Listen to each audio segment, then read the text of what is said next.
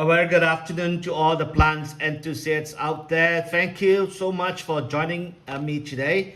Right in front of us, we have a Monstera Aurea, a quite nice looking, especially the top few leaves.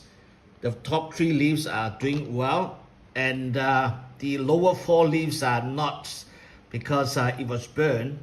Uh, Basically, too hot, and it has to be trimmed, right? So there's another piece here, almost half gone, and there's another piece over here. Let me just pull it down for you to see. All right, it's gone, and it is potted in substrates of pumice, perlite, cocoa chips, and some barks and so on. But biased towards perlite because it needs to be airy.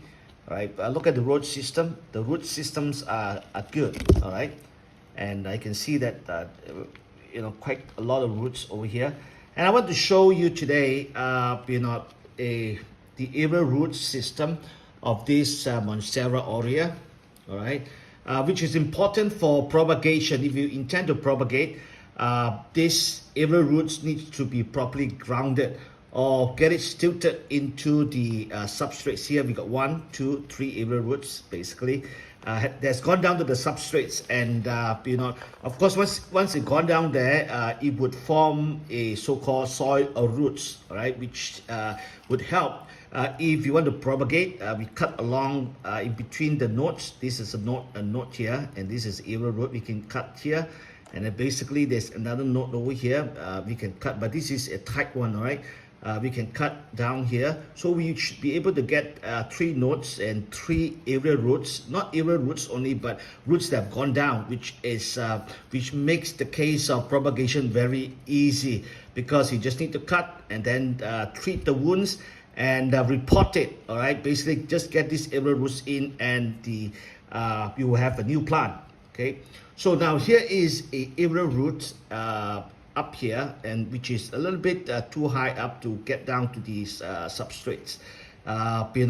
If I don't do it, this tip will burn, and it will become useless. So I need to basically air lay it, and wrap this aerial root using moist sphagnum moss, and using a so-called plastic cup to just wrap around it, and as this aerial root is in touch with the sphagnum moss, it would begin to grow, and then it would be let down into the substrates. Let me just show to you, all right, some of the sphagnum moss that I'm going to use. All right, this is already moistened sphagnum moss, and this is a plastic cup that I'm using. It is a 12-ounce plastic drinking cup, very thin and flexible.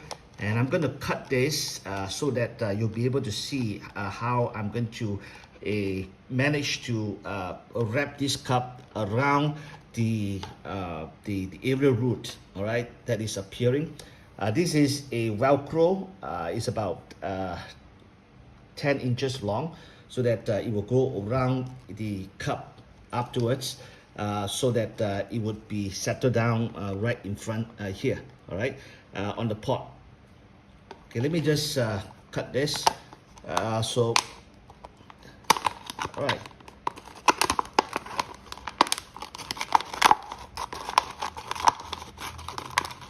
We just lock the top off so that it will sit nicely on the pot, on the surface, on the top of the pot. Just cut it down here, all right. And what you do is basically you should be able to get this around here, okay, and get it to sit down inside the pot here, all right.